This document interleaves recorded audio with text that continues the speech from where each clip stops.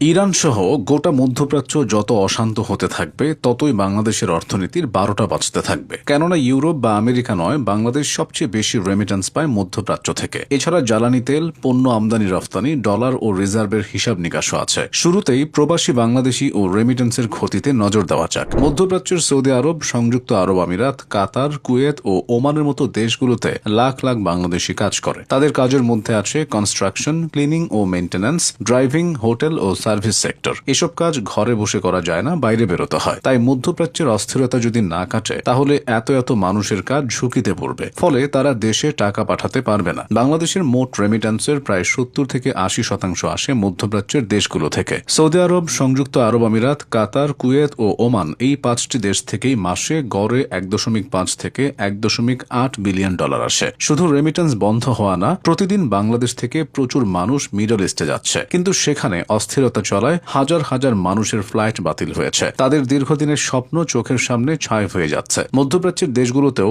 অস্থিরতার প্রভাবে সব জিনিসের দাম বেড়ে যাবে। সুতরাং সেখানে থাকা প্রবাসী বাংলাদেশিদের খরচও আগের চেয়ে বাড়বে। একজন প্রবাসী আগে যদি মাসে 500 রিয়াল সঞ্চয় করে দেশে পাঠাতেন, বর্তমানে বাজারে খরচ বেড়ে যাওয়ায় তিনি হয়তো এখন মাত্র 200 রিয়াল পাঠাতে পারবেন। এটাও ক্ষতির কারণ। এবার জ্বালানি তেলের বাজারে নজর দেওয়া যাক। ইরানকে ঘিরে উত্তেজনা বাড়লেই বিশ্ববাজারে একটাই ভয় ঘোরে, হরমুজ প্রণালী। এই একটি প্রণালী দিয়ে বিশ্বের প্রায় 20% জ্বালানি তেল চলাচল করে। সৌদি আরব, ইরাক, কুয়েত, কাতার সবাই এই পথের উপর নির্ভরশীল। এদিকে বাংলাদেশ নিজে তেল উৎপাদন করে না, প্রায় পুরোটাই আমদানি নির্ভর। তাই মিডল ইস্টে অস্থিরতা মানে দেশে ডিজেলের দাম বাড়বেই। ফলে বাস ভাড়া, ট্রাক ভাড়া থেকে নৌ পরিবহন সবকিছুর খরচ বেড়ে যাবে। তেলের দাম বাড়লে কারখানার খরচ বাড়ে, আর কারখানার খরচ বাড়লে পণ্য উৎপাদন কমে। এতে পণ্যের দাম বাড়ে। ঘুরে ফিরে দেশের সাধারণ মানুষের পকেটেই চাপ পড়বে। লোহিত সাগরে ইরানি হয়ে জাহাজগুলো এখন আফ্রিকার কেপ অফ গুড হোপ ঘুরে আসবে। ফলে এক একটি জাহাজকে প্রায় 3500 থেকে 4000 মাইল অতিরিক্ত চলতে হবে। এতে জাহাজ ভাড়া 40 থেকে 50% বেড়ে যাবে। এই অতিরিক্ত খরচ তুলতে ব্যবসায়ীরা পণ্যের দাম বাড়াবে। পণ্য পৌঁছাতে আগের চেয়ে 10 থেকে 15 দিন বেশি সময় লাগবে।